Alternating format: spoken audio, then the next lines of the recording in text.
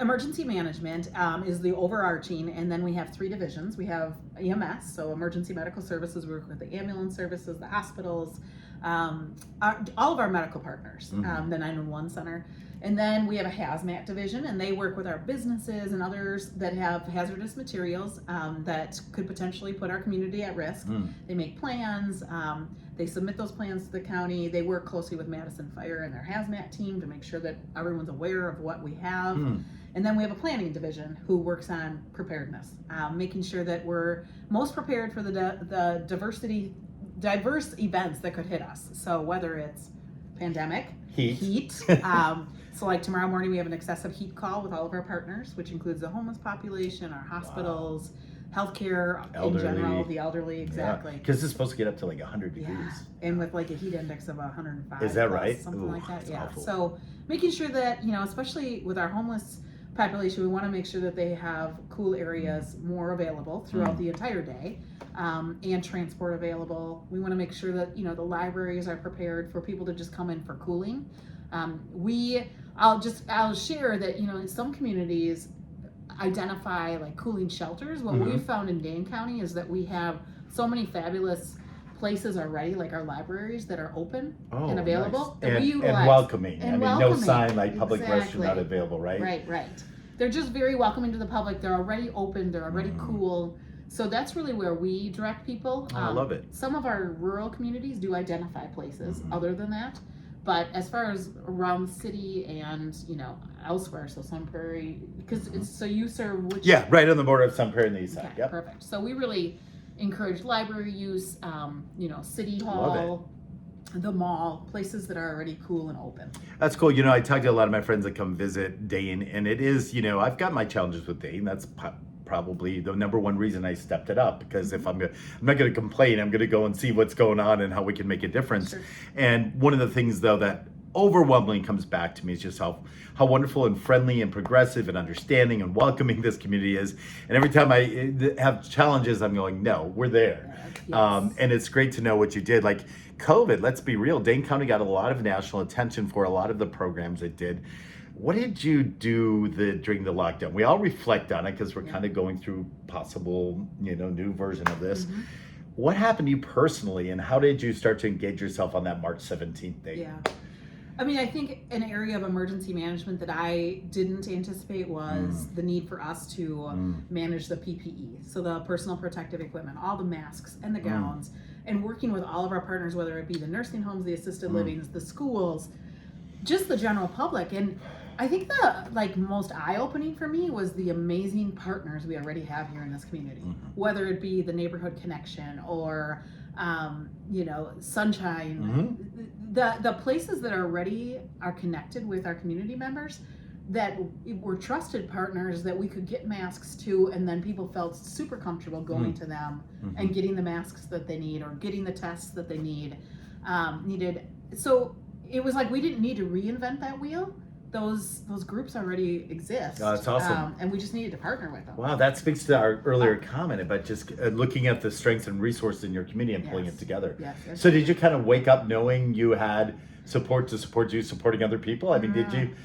It was, I'm really grateful for our team. Our team really stepped up. Those that were doing like clerical work who now were moving pallets and distributing PPE and just stepped up. And stepped up at a time where many of the clerical staff were working from home in a safe, environment, and ours had to step in and actually like hand out masks and work with the public. And library services, they were wonderful because we share some space with them out in Lily Grove. No, I didn't know that. So that's where we managed our PPE out. That's cool. That's a unique angle.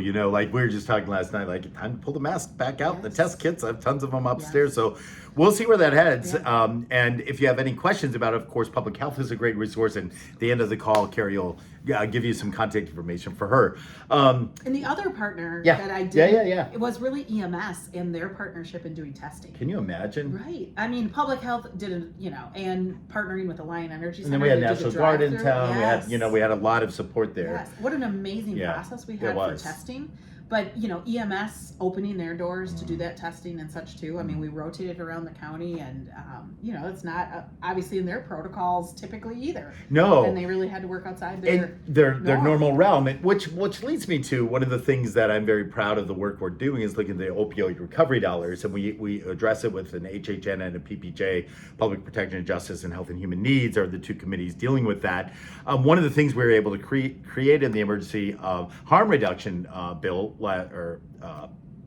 resolution last year was the creation of a position specific to the rise in opioid deaths and the severity of the pandemic, if you will, in that community. Tell us about that position and why you're excited about, finding some hope in this.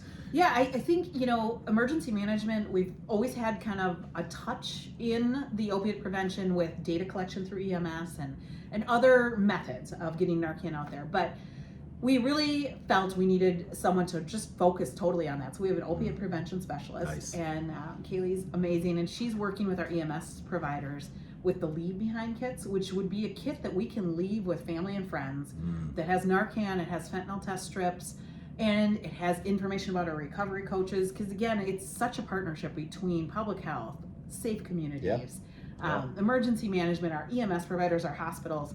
So we wanted someone that could kind of push that forward with our EMS, have EMS feel comfortable leaving those with family and friends, giving a tool to family and friends during a time of crisis, and giving that tool of resources to EMS as well, because recovery coaches are amazing, but I think the more that EMS can help guide people, our patients, to the recovery coach, it's gonna just help them down that path to recovery, and that's huge. It is amazing. I had a friend the other day that was delivering a baby unexpectedly early, and her partner came over to help deliver. They called emergency medical services, and I think that young man that came in their house had never delivered a baby before, but he was so on his game. He's like, don't cut it with the umbilical cord, so it takes a village, it takes a community, and it's great that we don't just have the recovery coaches. They deal with a lot on a daily basis. It's good we're wrapping around them and giving them support. So I'm super excited about that position. That's awesome. Let's talk also, I could talk all day because this is an interesting subject to me. School safety. Let's talk about the dreaded, back then when we were kids, we had these little symbols and there could have been a nuclear war and we were told to go to the basement. Now you're dealing with active shooters and school shootings and all of that. What role does your department have in school safety? Sure. Yeah, so a lot of what we do is coordinating the right people at the table. And so for school safety, bringing together our schools and their personnel, their leadership, the school safety officers that are a part of a lot of the school communities, and then just local law enforcement, fire and EMS, and the municipality itself, and how can they help have the schools be more prepared. So one of the things that emergency management's done over the last couple of years is we were able to public-private partnership, be able to work with American Family. Actually, they supported bringing right over here. Yes, they brought in it was a $17,000 training called Active Shooter Incident Management.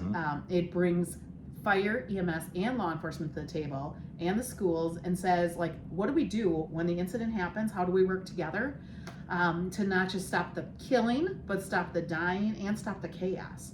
Because we need to know how to communicate chaos together. Control is a lot. Absolutely. I mean, I'd be the first to panic, Right. Wow. So bringing that training in has been huge. We have the entire sheriff's department is trained in this. We've been able to bring in all our fire EMS to practice this, and now we're moving with the schools. And actually, it was 2 weeks ago we brought in this Office of School Safety from the state of Wisconsin, which they're an amazing resource. That's great. Yeah. And they did a reunification training with all of our schools to talk about, after the incident, how do we reunify family with their children?